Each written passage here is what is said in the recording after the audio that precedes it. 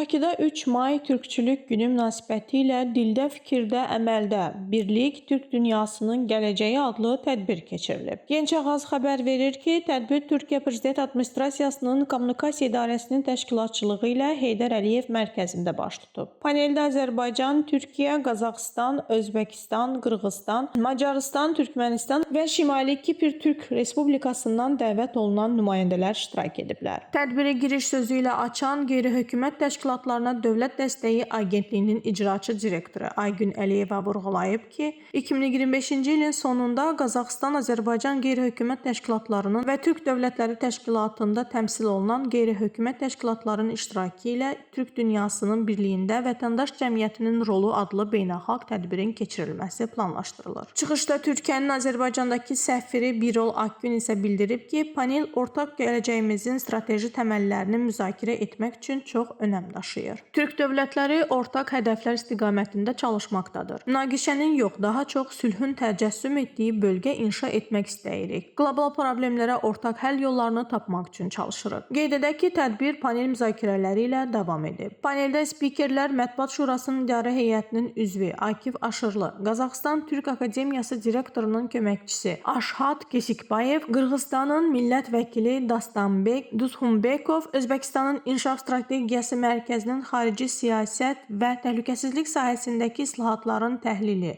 və monitorinq şöbəsinin müdiri Fəruq Hakimov, Şimali Kipr prezidentinin müşaviri Gökhan Gülər, Türkiyə Dövlətləri Təşkilatının Macarıstan nümayəndəliyinin icra direktoru Balaz Hendriç mövzu ətrafında çıxışlar edərək öz fikirlərini iştirakçıların diqqətinə çatdırıblar.